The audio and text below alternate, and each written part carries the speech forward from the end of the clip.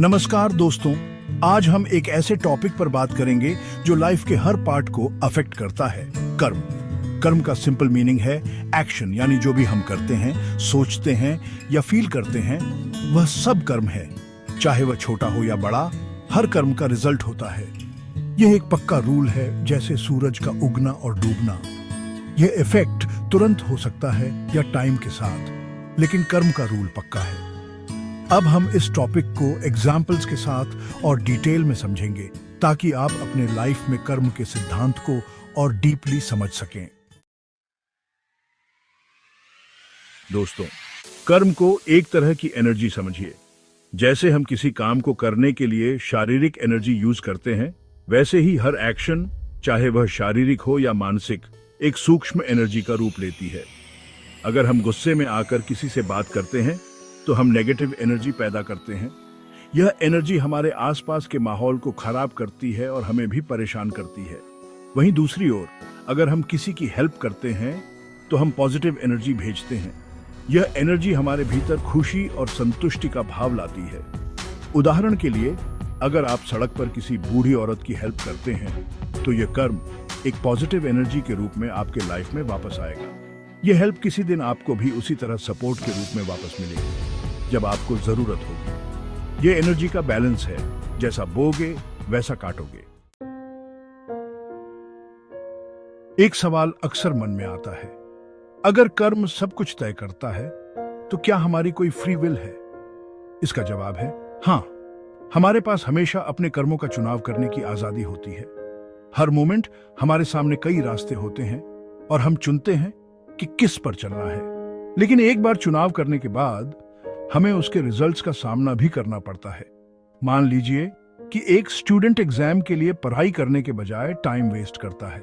यह उसका चुनाव है, लेकिन जब एग्जाम में वह फेल हो जाता है तब उसे अपने चुनाव का रिजल्ट भुगतना पड़ता है।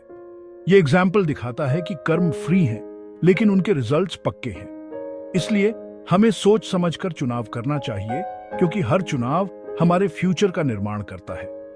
यह एक बहुत बड़ी पावर है जो हमारे हाथों में है, अपने कर्मों के थ्रू अपने भाग्य का निर्माण करने की पावर।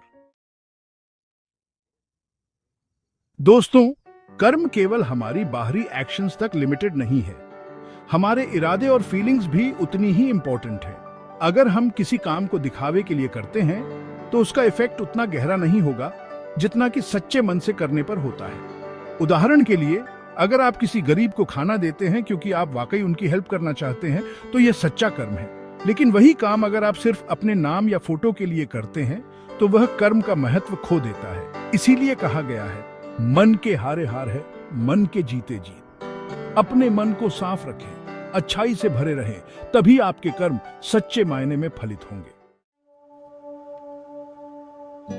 कुछ कर्म ऐसे होते हैं जिनका रिजल्ट हमें तुरंत दिखाई देता है। जैसे अगर आप किसी को उसके गिरने पर उठाने में हेल्प करते हैं तो वह तुरंत आपको धन्यवाद देगा। लेकिन कुछ कर्म ऐसे भी होते हैं जिनका फल हमें टाइम के साथ मिलता है। उदाहरण के लिए, अगर आप एक पेड़ लगाते हैं तो उसके फल और छाया का आनंद आपको कुछ साल बाद ही मिलेगा। इसी तरह अगर आप रोज एक्सरसाइज करते हैं तो उसका असर आपके हेल्थ पर धीरे धीरे दिखाई देगा। यह समझना जरूरी है कि हर कर्म का अपना एक टाइम होता है।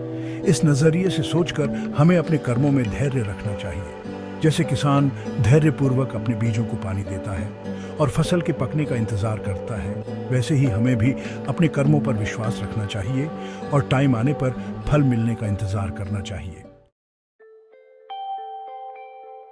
कर्मा फिलॉसफी में पुनर्जन्म का भी एक इम्पोर्टेंट स्थान है। यह माना जाता है कि मृत्यु के बाद आत्मा एक नए शरीर में जन्म लेती है और यह साइकिल तब तक चलता रहता है जब तक आत्मा मोक्ष को प्राप्त नहीं कर लेती। हमारे पिछले जन्मों के कर्म हमारे वर्तमान लाइफ को अफेक्ट करते हैं। उदाहरण के लिए, एक व्यक्ति जिसे इस लाइफ में सुख और शांति मिल रही है, उसके पीछे उसके पिछले जन्मों के अच्छे कर्म भी हो सकते हैं। वहीं किसी को इस लाइफ में मुश्किलों का सामना करना पड़ रहा हो तो हो सकता है कि वह पिछले जन्म के कर्मों का रिजल्ट हो। हालांकि हमें निराश नहीं होना चाहिए। कर्म और पुनर्जन्म का यह संबंध हमें यह भी बताता है कि हमारे पास हमेशा अपने कर्मों को सुधारने का मौका होता है।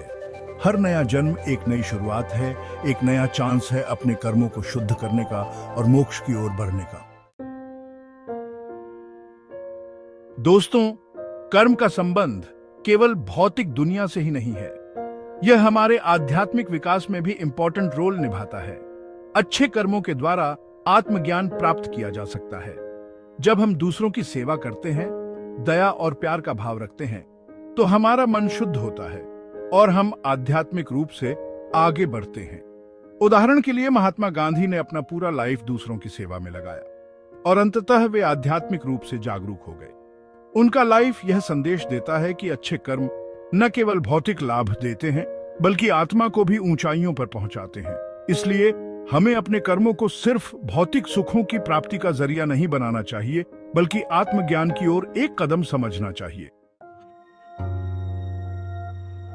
यह सच है कि कई बार हम दूसरों के कर्मों से प्रभावित होते हैं। उदाहरण के लिए, अगर आपके परिवार में कोई सदस्य गलत कर्म करता है, तो उसके इफेक्ट से आपको भी तकलीफ हो सकती है। लेकिन इसका यह मतलब नहीं कि आप उस कर्म के जिम्मेदार हैं। आपका अपना कर्म और उसकी जिम्मेदारी आपके ऊपर है। यह समझना जरूरी है कि हर व्यक्ति अपने कर्मों का फल भोगता है। हमें दूसरों के कर्मों को बदलने का प्रयास नहीं करना चाहिए, बल्कि खुद अच्छे कर्म करके एक अच्छी मिसाल पेश करनी चाहिए।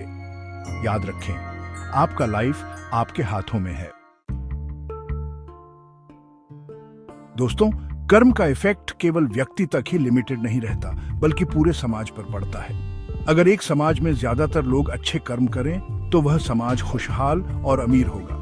उदाहरण के लिए, अगर हर व्यक्ति ईमानदारी से अपना काम करे, तो भ्रष्टाचार कम होगा और देश तरक्की करेगा। वहीं अगर लोग अपने स्वार्थ में डूब जाएं और बुरे कर्म करें, तो समाज में गड़बड़ी और दुख फैलेगा। इसलिए हमें अपने कर्मों का चुनाव सोच समझकर करना चाहिए, ये ध्यान में रखते हुए कि हमारे कर्मों का असर न केवल हमारे ऊपर, बल्कि पूरे समाज पर पड़ता है।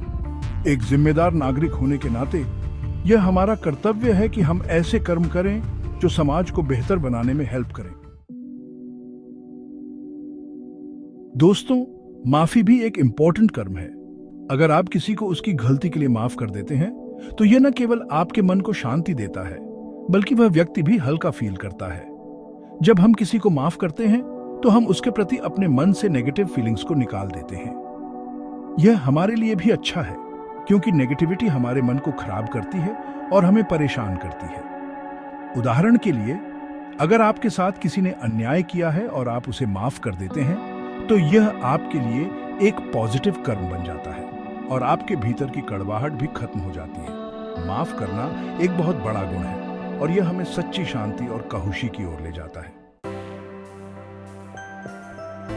लोग अक्सर सोचते हैं कि हमारी डेस्टिनी पहले से तय होती है और हमारे कर्मों से कुछ नहीं बदलता। लेकिन कर्मा फिलॉसफी कहती है कि आपकी डेस्टिनी आपके कर्मों से बनती है। आपके कर्म ही आपके फ्यूचर का निर्माण करते हैं। उदाहरण के लिए, अगर एक किसान कठिन परिश्रम करता है और अपनी फसल की देखभाल करता है, तो उसकी डेस्टिनी होगी कि उसे अच्छी फसल मिलेगी। लेकिन अगर वह कामचोरी करता है और फसल की देखभाल नहीं करता, तो उसकी डेस्टिनी खराब होगी। कर्मा और डेस्टिनी के बीच का संबंध हमें यह सिखाता है कि हम अपने फ्यूचर को अपने कर्मों के थ्रू कंट्रोल कर सकते हैं। हमारे पास हमेशा अपने कर्मों को बदलने और अपने लाइफ को बेहतर बनाने की ताकत होती है। दोस्तों, कर्म एक गहरा सिद्धांत है जो लाइफ के हर पहलू को अफेक्ट करता है। यह एक कंटिन्यूअसली चलने वाली प्रक्रिया है जो हमारे वर्तमान और फ्यूचर दोनों को आकार देती है। अच्छे कर्म न केवल हमें भौतिक सुख देते हैं, बल्कि आध्यात्मिक शांति और समाज को भी बेहतर बनाते हैं।